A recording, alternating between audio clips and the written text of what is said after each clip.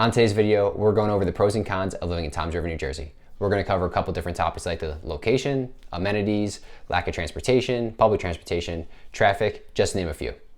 If this is your first time to the channel, my name is Steve McCutcheon, and I'm a realtor with Berkshire Hathaway. On the Live in Central Jersey channel, we cover everything related to the Central Jersey real estate market. So if you want to be the first one to know what's going on in either Monmouth or Ocean County real estate, feel free to click the bell, hit the subscribe button. Let's get this video started. Pro number one is going to be the location of Toms River. So as you can see from the photo popping up, Toms River is more than northern part of Ocean County and is also a part of the coastline as well. It is a prime spot to be because you have options to get into New York City, Philadelphia, or Atlantic City. When it comes to commuting into New York City, Toms River is probably the last town in Ocean County, at least I personally would ever consider traveling into. It'll probably take you roughly about an hour 45 to 2 hours to get into it, and you'll take the Garden State Parkway all the way north. The Garden State Parkway is a toll road though, so just be aware of that and add that into your cost if your work does not pay for it. If you're looking to go over to Philadelphia, that'll take you about an hour and a half from Toms River, New Jersey, and then you could pretty much get there two different ways, taking either driving up to Route 195 and taking that out, or just taking Route 70 all the way out to Philly. Last but not least, for Atlantic City, you can get there just by taking the Garden State Parkway, but going south instead of north, and that'll take you roughly about 45 minutes to 50 minutes in that area. All three locations do have an airport, which is another big reason why Toms River is an awesome spot to live. You can get to the Atlantic City Airport within about 45 minutes, like I just said. You got to Philadelphia, hour and a half-ish, and then go up to Newark Airport, also about like an hour 15.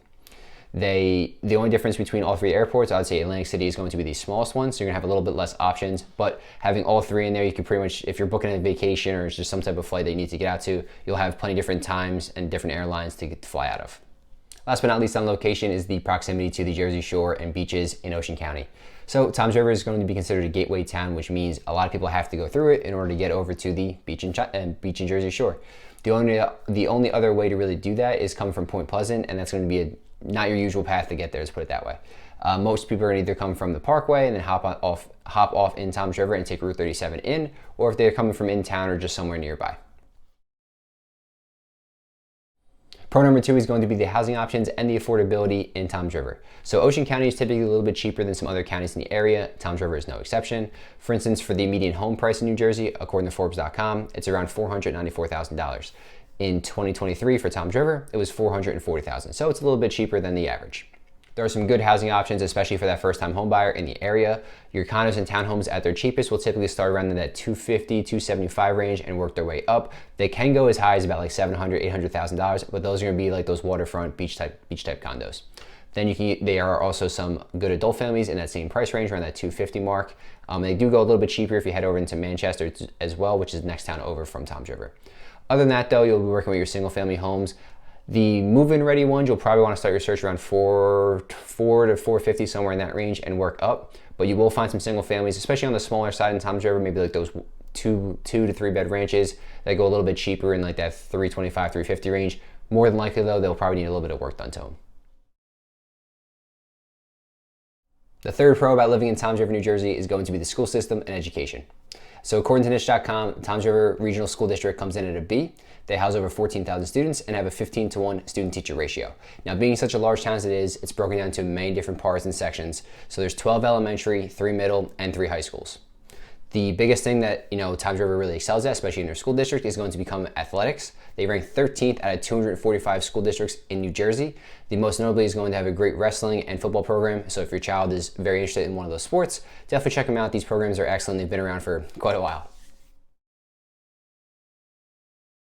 Kicking us off with the fourth and final pro is going to be the amenities in Toms River. So we want to start with the shopping and dining options. For shopping, there's none other like the Ocean County Mall. There's over 100 specialty stores in there from Forever 21, Macy's, H&M, and many, many more. There's also going to be tons of strip malls up and down like Hooper Avenue, Route 70 in the area of Toms River. So you'll have stores like Home Depot, Target, just to name a few.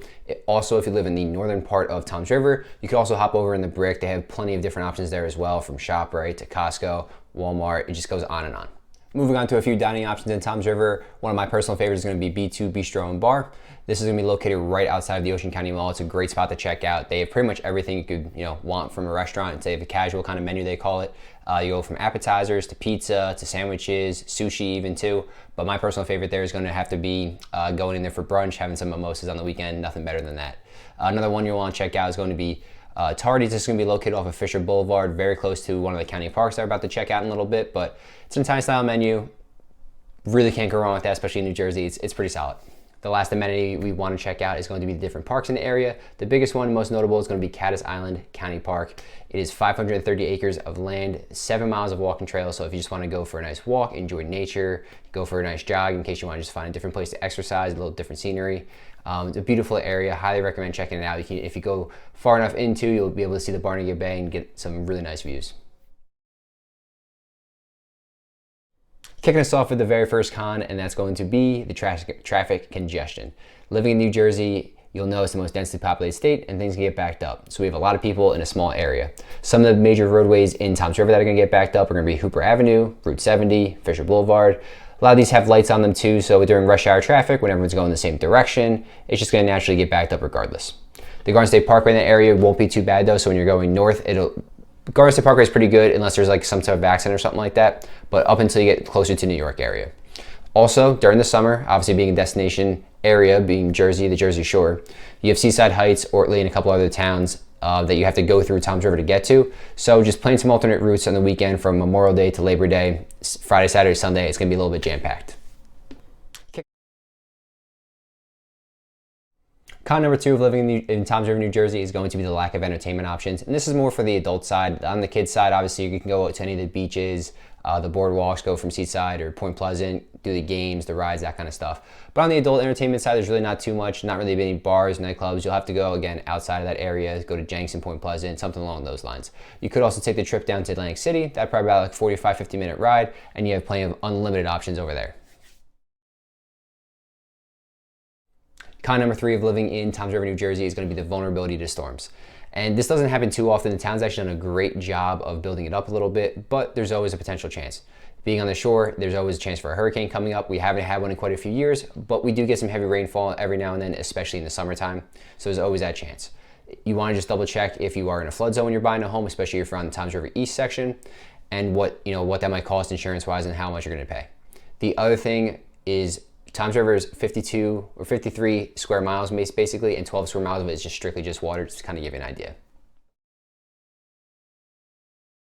The fourth and final con of living in Toms River, New Jersey is going to be the limited public transportation.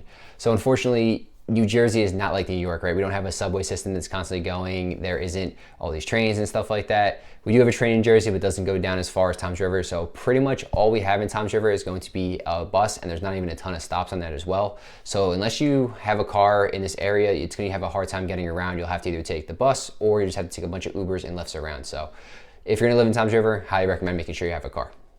Thanks so much for sticking around to the end of the video, guys. I really do appreciate it. I hope you gained a little bit of knowledge and some value out of what Toms River is, the good and the bad. If you're looking to move to the Toms River area, buying or selling, feel free to reach out to me. All my contact information is down below in the comments and the description. Whether you're 1 month, 3 months, 6 months, or even a year out, it doesn't matter to me. Let's just get you on the right path towards your real estate goals. If you want to move to a different part of Central Jersey, Monmouth or Ocean County, feel free to check out these 2 videos above, and hopefully help you out a little bit too. Have a great day.